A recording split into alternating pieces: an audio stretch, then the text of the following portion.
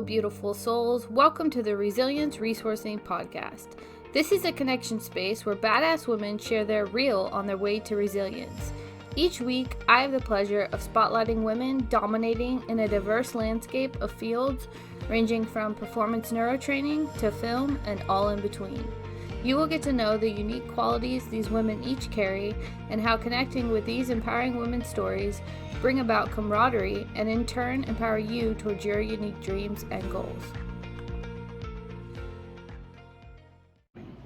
And in that time, Josh and I worked through a lot of things and just got remarried this last summer, actually. Congratulations, that's yes, incredible. It's very exciting. But it took us a long time to heal from that. And it wasn't because God did anything wrong, it was because I put my faith in people, not in Him. And I think I could totally relate to that, because I think that's the realness that we have to have with ourselves, is like our personal responsibility, accountability for ourselves. And that's something I've come to very recently, actually, for myself, is, we can see kind of this overarching theme of that's happening, and we can point our finger at that. And I don't think it's either or. In fact, I think that if you look at social sciences, which was what I studied at UW, if you look at how that integrates and how we are part of that, and that's how our minds work and how we think, it definitely isn't enmeshed. But then in what part of that, if we want to see change, if we want to make change, if any of that, we have to take personal responsibility. And and I've kind of hated the trendy "don't be a victim" thing, because it got really trendy for a good reason, I think, in certain areas. But I think that there are situations where you are a victim, and I think we should not put someone down for recognizing that they are a victim. It's what do you do with that? And I do agree with that. I think the place where it got kind of muddy was staying in that victim mentality and using it as a reason for or an escape for. Yeah. There definitely is, like, same with trauma. People go, well, I was traumatized as a child. So was every fucking other person in this life, okay? I traumatized my kid, and I'm like, God, please help me guide him, because I know that I just messed up, and I hope that one day this does not come back at me when he's 30 and go, I'm going to therapy now because of you. Like, the reality of it is we're all human. We all make mistakes, but the level of accountability and like self-awareness. Yeah. Yes, I had trauma. I just recently found out, since I was 7, I asked both my parents, who's my real dad? I know it's not the dad raising me. And they made me feel terrible my entire life for asking. And it wasn't until last summer my mom admitted, the dad who raised you is not your real dad. Wow. And I thought, well, if that ain't crazy, because I grew up with such a false sense of identity, thinking there's something so wrong with me to just even think this, right? So we question and then over question ourselves. Yeah. And then we start to doubt ourselves as adults because we were so silenced as kids. Yeah. That then we go into this other extreme where it's like, well, I am the victim now. These are my realities. That's a reality, but it doesn't have to maintain being your reality. Yeah. But that's kind of where it goes back to the tools. Yeah. What do you have in your toolbox to help you today? Yeah. And I do think that we should make long-term plans, whether it's medical, mental, physical, but really it comes down to today, in this hour. Sometimes people have to go minute by minute, breath by breath, and then when you're having a good day, hey, I can try and plan for this next week, but know that if things fall apart, it's okay. Yeah. And there was a time that was never an option for me. I had to be perfect all the time. I had to show up and act like nothing was wrong. Yeah. I think that it's also like, this term might not be politically correct anymore, but it's either black or white. It's either you are all this or all that. And I think that it's that balanced state, that intersection of, well, we all have our shit. Like, we literally all have our trauma, we all have our shit. that's going to intersect with other people and it's going to cause friction. It's not always only one person's fault. Right. And how can you be a person who can hold your own in the places that you know that you've been scarred or hurt, and bring forgiveness and grace, but there's this accountability and the things that the Bible actually teaches, like grace, forgiveness, love. I think those things are really important in any type of relationship, whether we're talking church relationships, professional relationships, friends, like just being able to come together and recognize it's not all somebody's fault. Right. It's probably a little bit of both. It's a lot of things. Yeah, and so how reconciliation is finding that place to kind of come and bring those things together, and also know for your own personal accountability, having your own toolbox like you talked about, and being okay with not always being able to be 100%, never really being able to be 100%.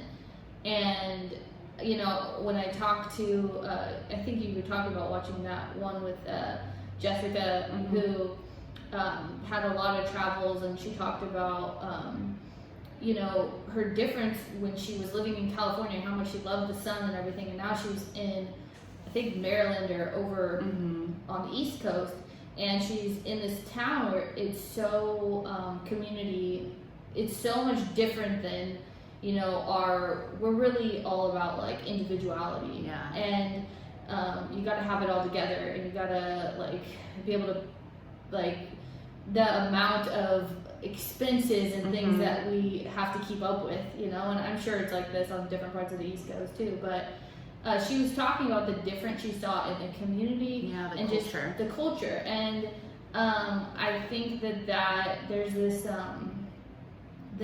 thing within us, and I think it just stems from human desire to be able to think we've got it all together, and then also mixed with a culture that wants to present us as if we have it all together. And I think the more we get away from that and get into this like ability to coexist with grace and love, and like I think it breeds a really good dynamic for healing, and for people to be able to even have disagreements and even come together in that and be able to have conversation whether there's disagreements and things like that. Like, I'm just really impressed and interested in that journey of yours, because a lot of what you talk about is stuff that I've definitely experienced in different ways, and the way that you've been able to kind of make your way within those systems and not completely, like, it's not like one and done. Like, you've found a way to come around, and it seems like you're coming back into, or came back into that church culture and organization without having to give up all of your own intuition and all of your own, the things that really weren't right within you. And with your relationship with God, where you felt, it didn't mesh, but you haven't completely thrown it out. Like, you've come back around. Like, that, that's a testimony to me, because, like, I don't know, I haven't gotten there yet. I think it comes back to, like, our personal accountability. When you ask yourself, like, who is it that I really want to be and who I aim to be outside of your title as a student or an employee or a daughter or a mom. And we get so lost in the titles, or like kind of what you were saying, and it wasn't until I had started doing a lot of travel, other countries, India, China, Thailand, that I thought, a lot of these people, where here in America we would look at this as like poverty, they are living intensely richer lives than we live, because we're seeking all of these material or surface items, even in relationships, like who has these things better, who can look the best, who, all this stuff. And it wasn't until I really started traveling, and Titus was with me for almost a month in India, and we had taken a year off and I was homeschooling him to spend some time because I had lost so much when I was sick, and the relationships that we built in the homes we were in were not the fanciest, but they were the most rich with love and laughter. And it was then that I thought, regardless of the wrongs I felt were done towards me, my accountability to who I am and who I know Christ is in me was to go back and ask for forgiveness for those that I had attitudes toward, whether they knew it or not. And there was 3 or 4 people who were like, I actually had no idea you had a problem with me. Like, that's great. Yeah. Glad I kept my tongue, because for some people I didn't.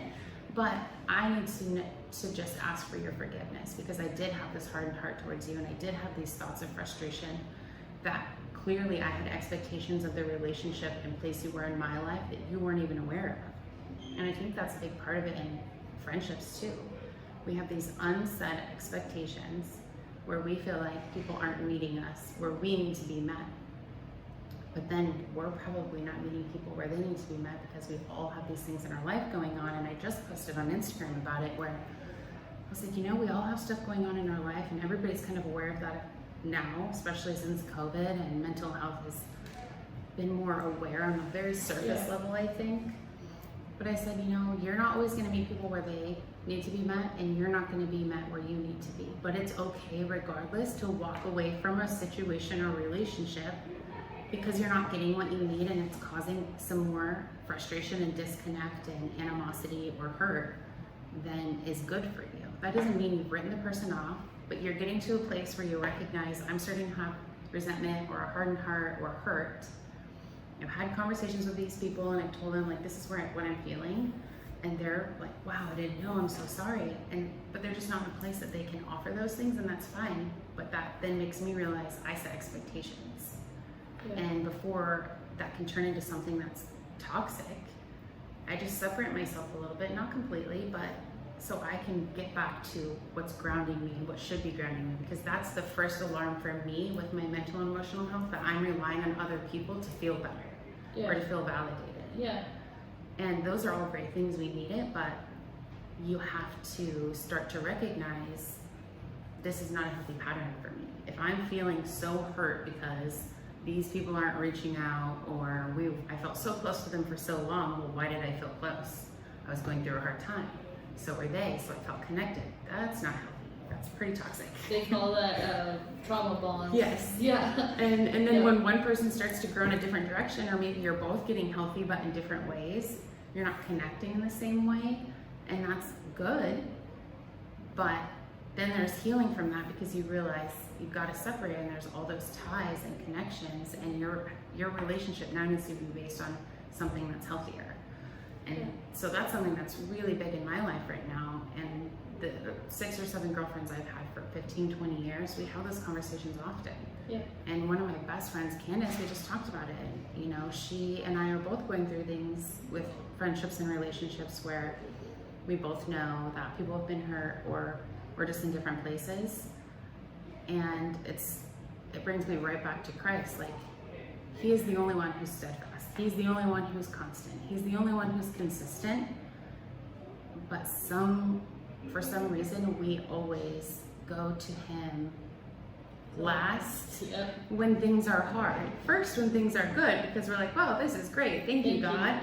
Things go bad. We're like, oh, who should I call? What kind of therapist should I see? Who's the doctor? Yeah, that's all fine and dandy, but why aren't we first then saying, God, what do you have to say about this? And so I think for me now, and I was telling my husband, like, I need to make this a daily effort. And not set expectations on myself for, oh, you didn't do as much as you should have in this area, so now you failed. No, tomorrow's a new day, or the afternoon is a better afternoon. You can break it into quarters, and I didn't do what I wanted to this morning, but it's noon, so I'm starting fresh. I had a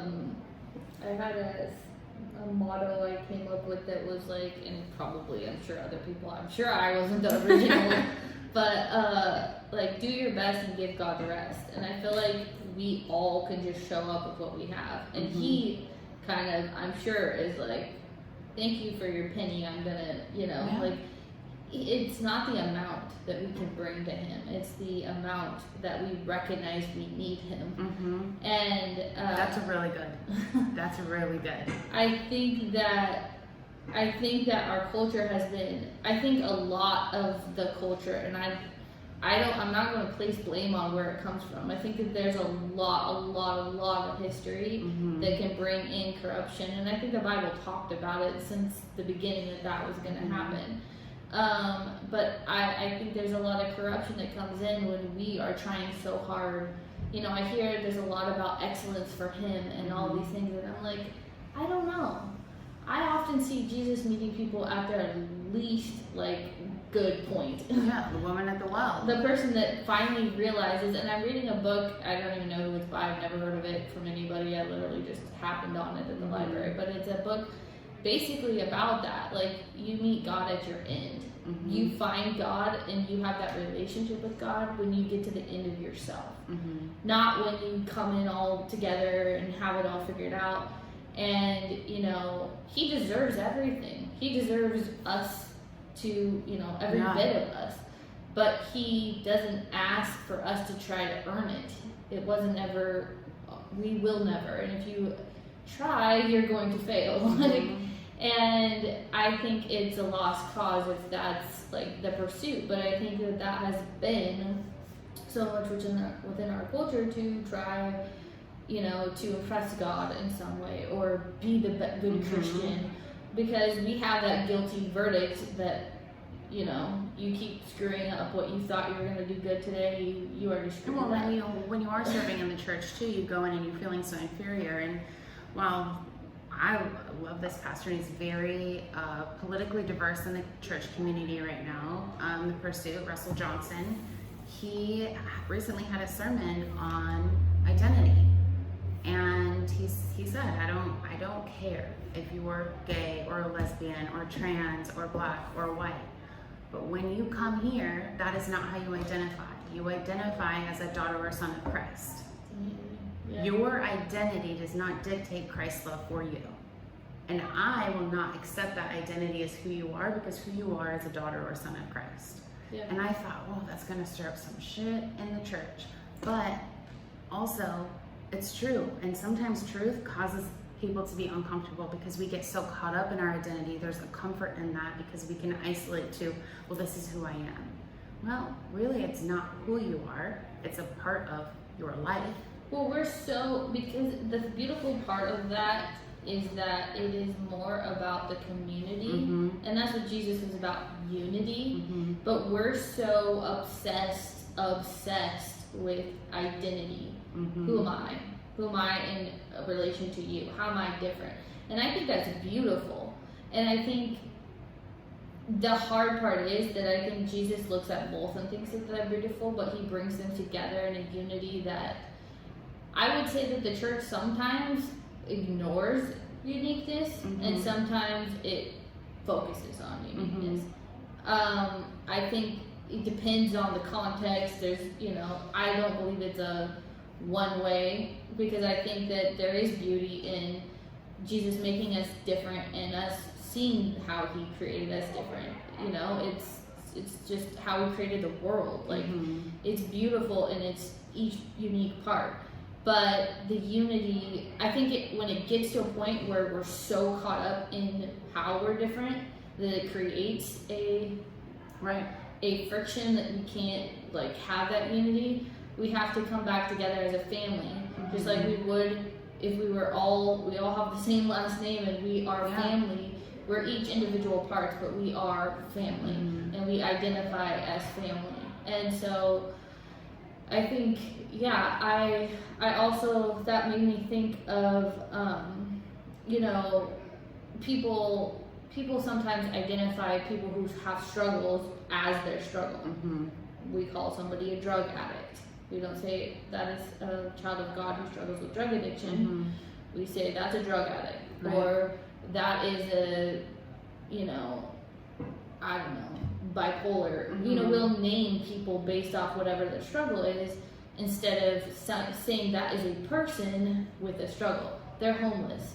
as a person who struggles with homelessness or who is without a home. And, you know, it may seem like semantics, but these kind of things, when we talk and say them all the time, they really get into the minds of how we think and that's ourselves. exactly it, is that it kind of latches on to you in a very negative way, because I generally don't hear people go, well, there's someone, she's a independent, victorious woman. There's that man who's incredibly strong and, you know, is a survivor.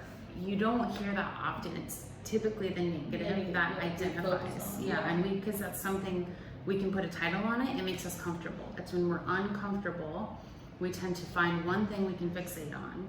And we do that with ourselves. Like, oh, if I could just fix this thing, and you're chasing this like endless negativity. It's a cycle, and you just show up every day. Like I say every day, today I'm not gonna swear. Well, the days I say that, I swear way more than I'm supposed to. Yeah. And so my son, he's the one who actually told me, he was like, Mom, you think it's better, just don't do that.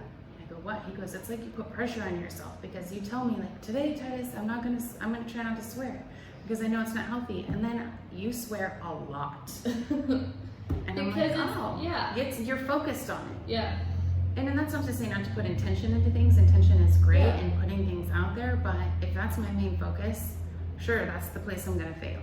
Yeah. So instead of focusing on not swearing, I'm gonna focus on speaking more positive or coming up with other terms. And I laugh because I had watched this, I don't know, it was a TikTok, something stupid. And it was this person going like, oh, you silly goose. And I thought, they're probably just trying to say, you stupid motherfucker. Yeah. But they didn't. They said silly goose. So now, it's a joke between me and my husband. When he's doing something that really gets to me, I'm like, you're a silly goose. And he's like, I really know what you mean. I'm like, but I'm working on it. And maybe in 6 months, I'll go, yeah, that's annoying.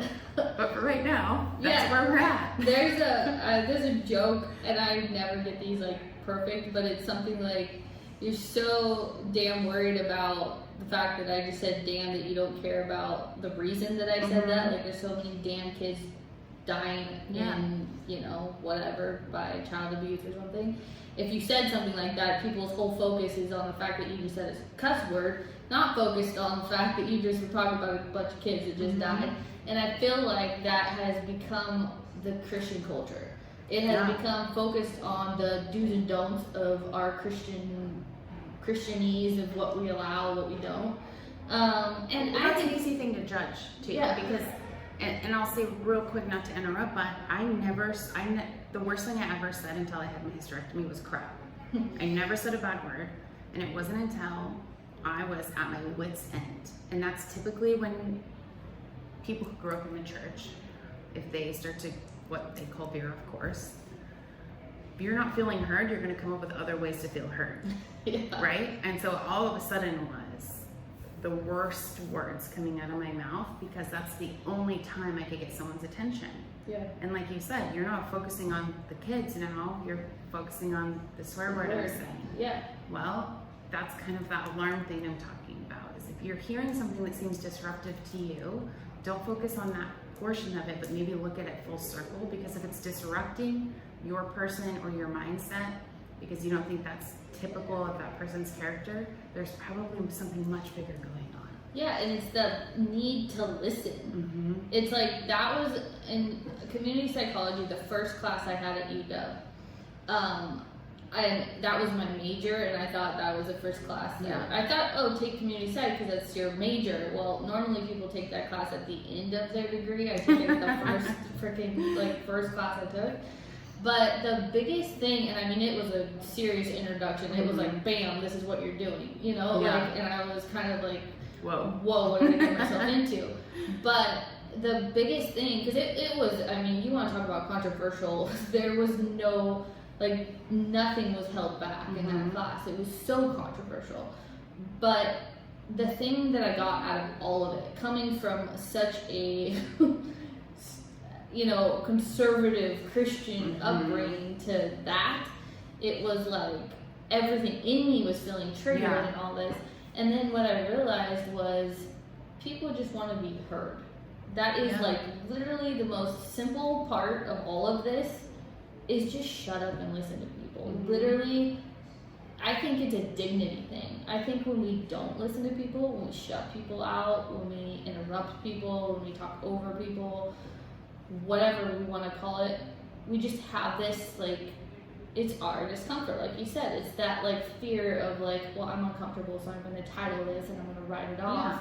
Because if I don't, then I have to actually listen and know that things are really fucked up. Yeah, and some of it is pride too. I mean, now this person were fine, but when I had my hysterectomy and I was off the rails, she then was so healthy that I took it as such a negative, terrible person. She said, hey, I'm setting some boundaries. This is not working for me, and the way that you're acting, I don't feel comfortable with. But she was so honest, like, I don't know how to manage this to the point where it's giving me massive anxiety. So I'm gonna take a step back. And it was like all the FUs came out of me. And then as time went by, I was like, well, that was a very healthy decision for her. And when it comes to hearing people, I didn't hear her. I heard step back. So I heard, you're quitting on me, you're leaving me. No, she was still there for me, just not in the way that I thought I needed her, because it just wasn't healthy. Yeah, and I think it's very difficult to find that, like, you know, the whole point of this is to be vulnerable, you know, and you've been so open, and, like, that was something I really have recognized throughout these podcasts, is how open people are. And I think that it's important for me to show up in the same way that other people show up. And, you know, each podcast has been something that it's like doing so much work on me. Yeah. Because that's what happens in relationship when you really authentically connect with other people. It gives you that ability to look at yourself and be like, hey, what are areas that maybe I need growth in? We all need growth. And, you know, to be vulnerable, I think it is very triggering for me when I think of giving people this probably is going to sound really bad, but it's like giving people that, like, benefit of the doubt or grace in a place where I felt like I was attacked or I was personally hurt. Yeah, that like, can be very triggering.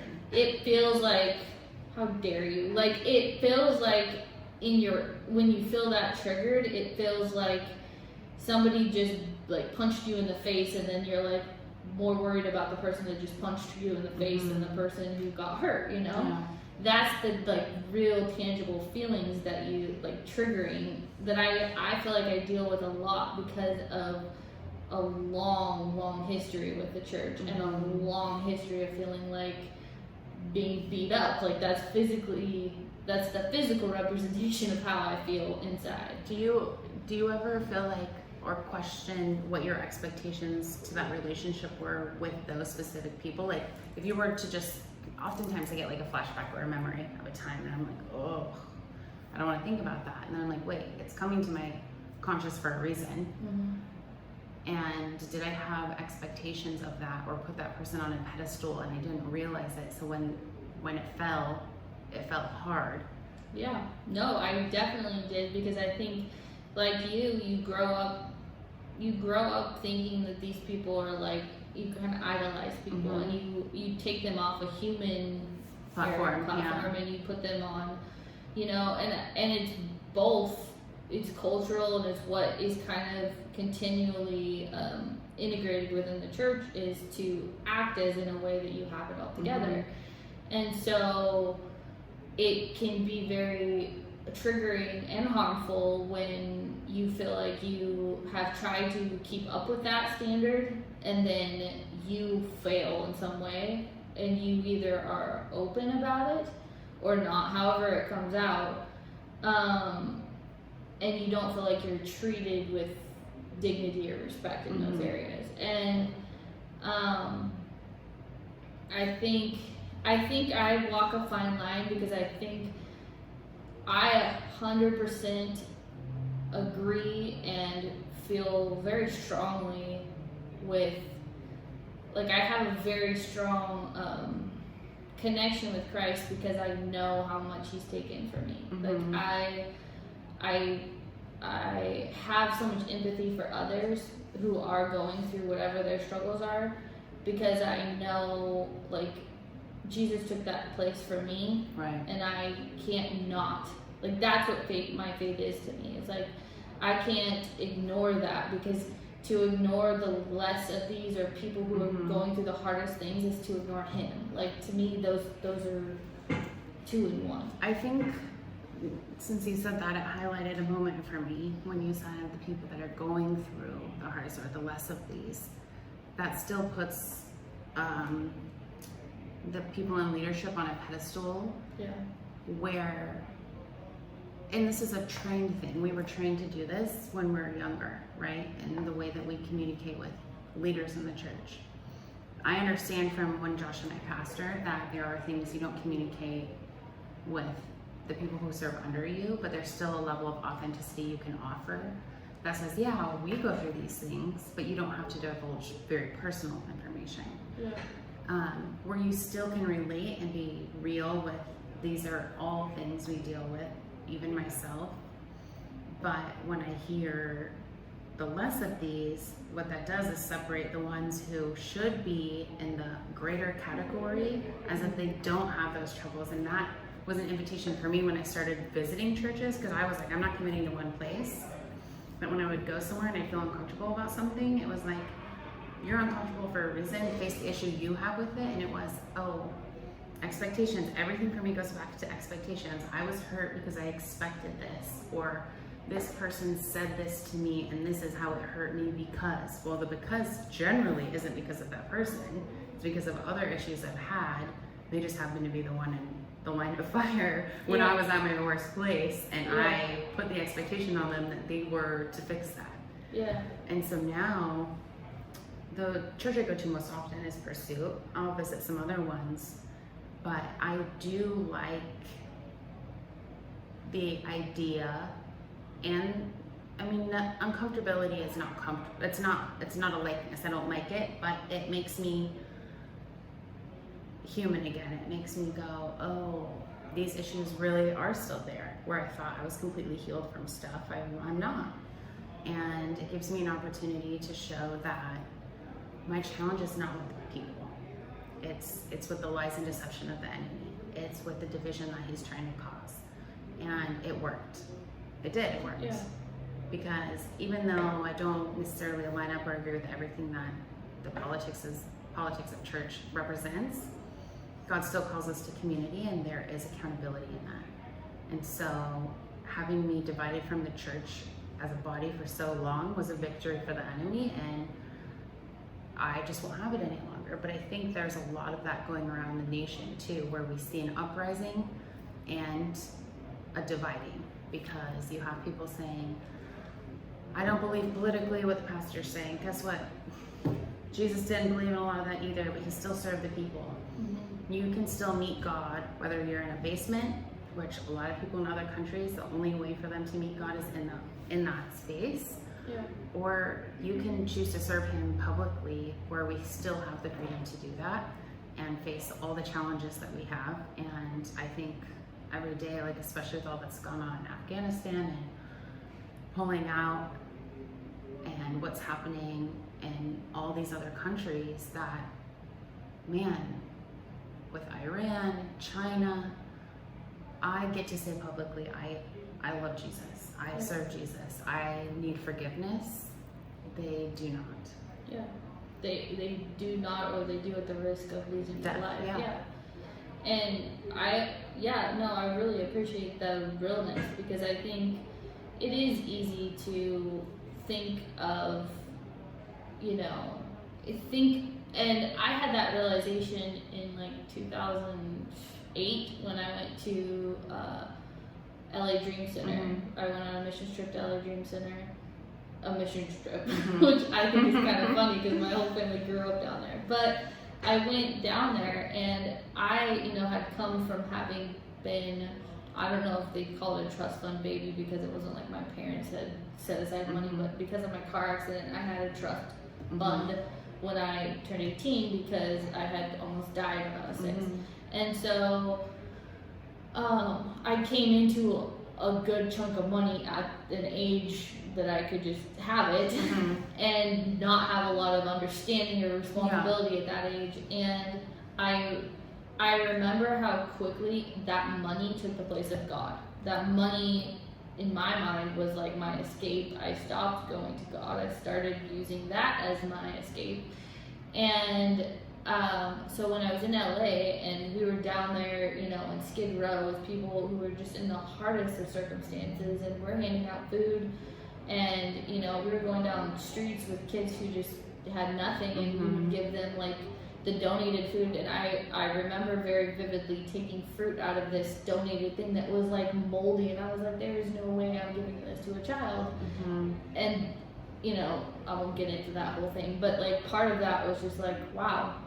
So I was part of that, and I'd already been to like really hard hit areas of Mexico and stuff before this, so this wasn't my first time around that. But I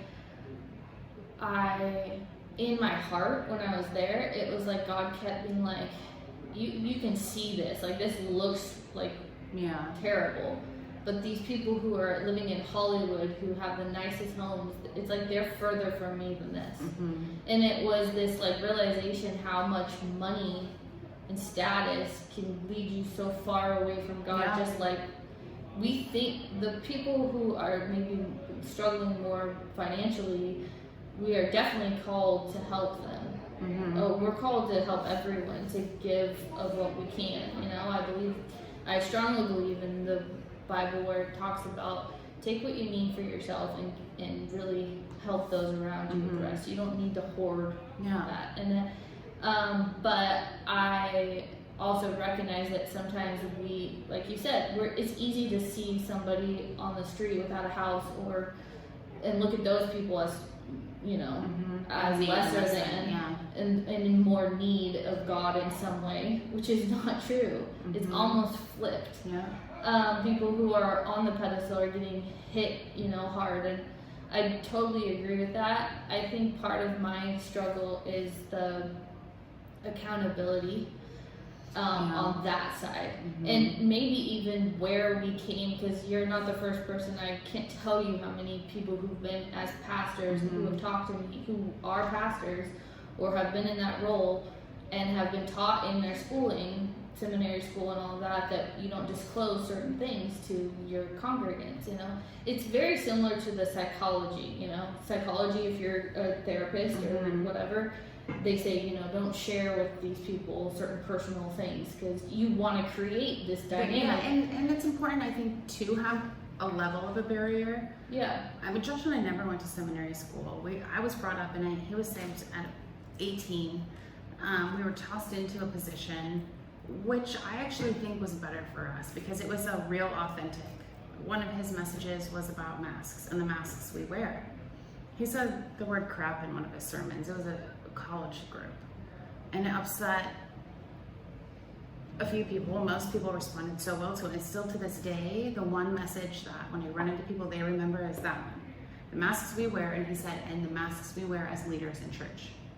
That was the message that upset the elders in the church because, well, we're not supposed to know that. Everybody wears it whether we mean to or not. The only person void of that is Christ.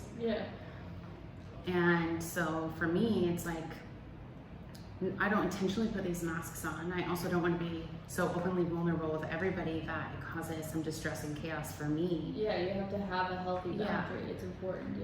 And that's where kind of the balance is in the church. But now I welcome when I go in going, I have zero expectations for these people, not in a negative way, like I'm expecting them to fail so I have nothing, but just knowing that Christ is in this and in me and in them, and I don't believe their intentions are malice. So even if there's something that I don't necessarily align with, I'm not going to allow that to detour me from the lesson I could be learning. And that kind of goes for all of life, right? Like you were talking about going full circle. It's uncomfortable to revisit a lot of my actions for years because after, you know, internal bleeding and then dying and having to plan the funeral and then I didn't die, I literally went off the deep end. It was anything I could do to chase adrenaline because nothing could get me to the point of the fear I had having to plan my funeral. So I became very reckless. I became destructive. And Josh couldn't do anything about it. He was like, I can't say no to you. How do you say no to somebody who just went through that? Well, simple, you could have said no, but I wouldn't have listened.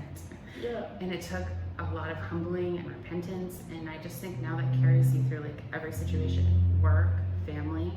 I mean, with the whole situation with my parents and the lies, there's a lot of boundaries now where I realize a lot of toxic habits I had in people pleasing, because I felt like I was such a bad person for thinking the dad who raised me wasn't my real dad. And that carried over into every relationship. So in order for me to be healthy, I had to completely set it like boundaries of no communication. And that was almost for an entire year. And now I'm like, I can see people that I know I hurt or have really hurt me and go to them with like a very genuinely pure intention of, I really truly wish you the best. Yeah. And that's because you walk the process of healing internally, and you let yourself be real to yourself and to him. Mm-hmm. And I think that that's also something that's important, is being able to be real with yourself, to be real with him. I had this very interesting thing happen like maybe 3 years ago. I don't remember. It was when I was actually doing it was called an organic church meetup, but it was like this really roundabout way that God got me there, because he literally told me to start this exact same thing, gave me the name of it, had somebody tell me to do it who would never tell me to do that. I finally listened to God after all that, and I went to do it.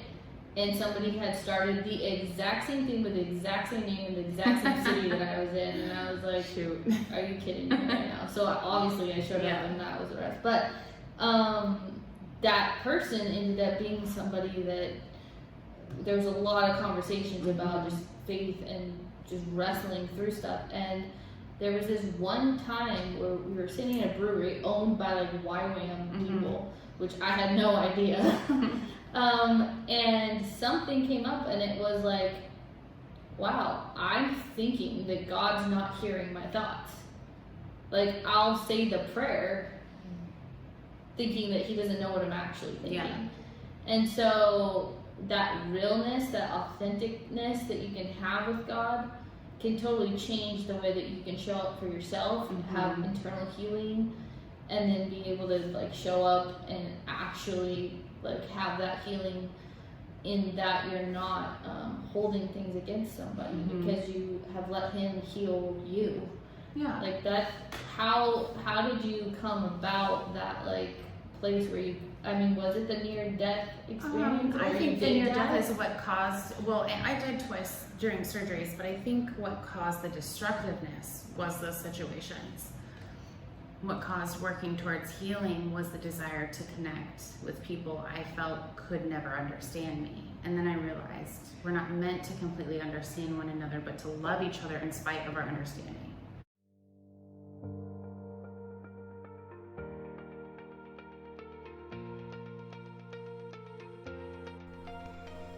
Stay tuned for next episodes on www.resilienceresourcing.com.